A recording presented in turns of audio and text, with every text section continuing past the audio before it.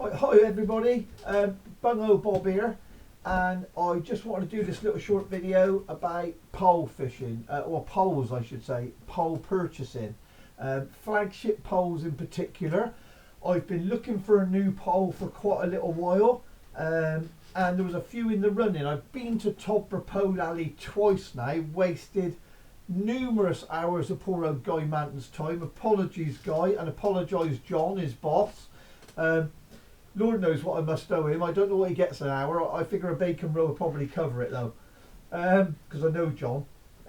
So we got down to a bit of a short list, and I've been over this morning. I have made a choice. I've actually made a purchase. But before we get to that, I just want to say that this is a personal preference, and that's what poles are. I think once you get to the top of the range flagship poles for any company, they're all so good.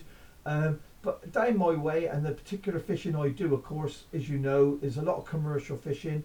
Well, it's all commercial fishing, isn't it, is what I do.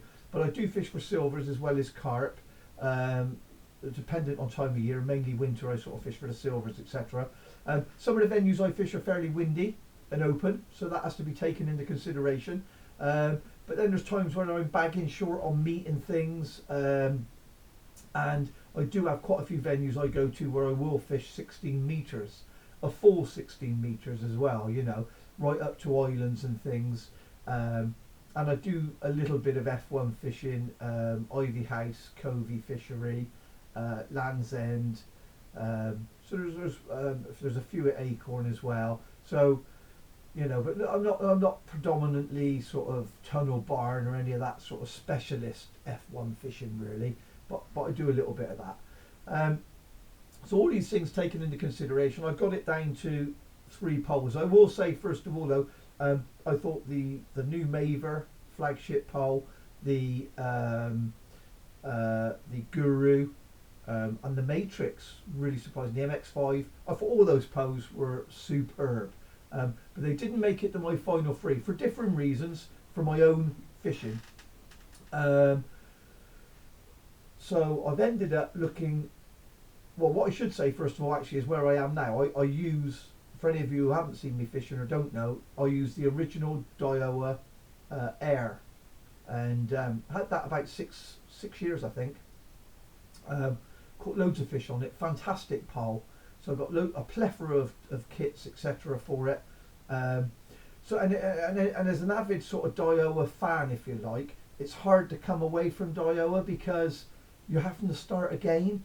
You know, so for all other pole manufacturers, they've really got to come out with something for you to come away from that Daiwa and start again. You know, buying all those top kits, elasticating them all, cutting them back to what you want. And I do like simplicity. I like using. I want my match kit to be the same length as my carp kit. I want simplicity. Now I don't want lots of different fighting 4s and 5s and things either. I do like simplicity, but as I say, I did get it down to 3 poles. So being a Daiwa Air man, I've obviously had to put the Daiwa Air Z Pro there because it's a great pole.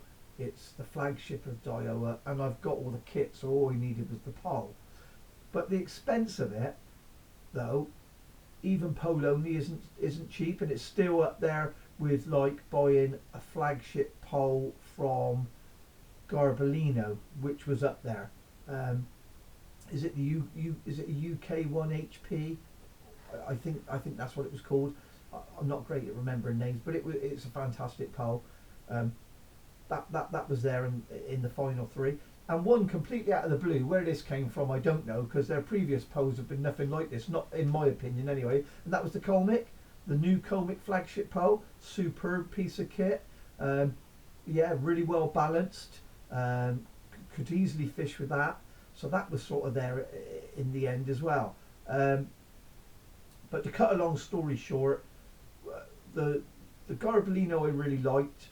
But I was unsure of the length for the top kits. I do like shortish top kits, just for my style of fishing and what I do, and sort of the light elastics I use. So to cut those kits back, I would have looked at having quite a big bore PTFE bush and that. So sort of put me off a little bit, but I did like, there were so many features on it. I liked the markers along the butt section, so you can turn around to see how far you were holding the section for feeding and such, for length markers and such. Really, really good. But in the end, to cut a long story short, I've ended up going for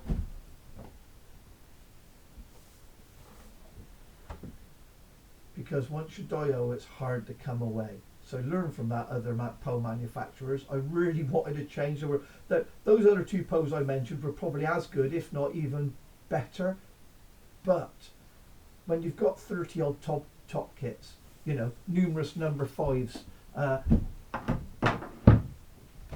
cupping kits, numerous amounts of cupping kits. I've got a 17.5 meter section, and all this stuff I've built up over the years. It's got to be a really, really good deal originally from another manufacturer to pull you away from all that. But I have to say, I've seen some fantastic poles today. I'm not saying that's the best one. It's the best one for me as already a Daiwa owner, if you like. But there really were some stupendous poles.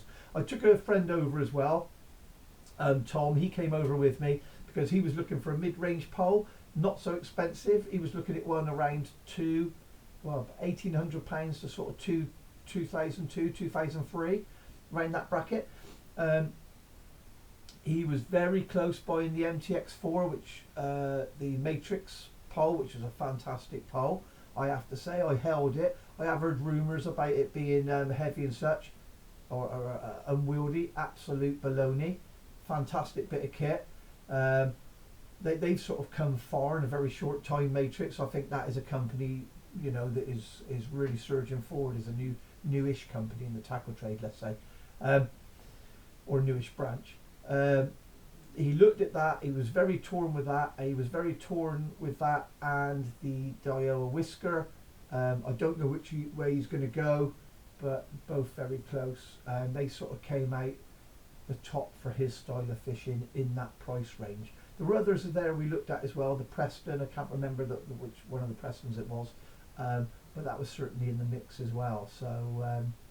So there you go. I hope a bit of that information might have helped you with any choices you've got to make. Love Tobler Manor Pole Alley. Actually, tell the truth, I took the camera over there. We had it running while we were trying all the poles and everything, and I left all the footage from the weekend on there, so the memory was full. Honestly, I'm still new at this, so I beg your pardon. I'm sorry I couldn't show you Pole Alley.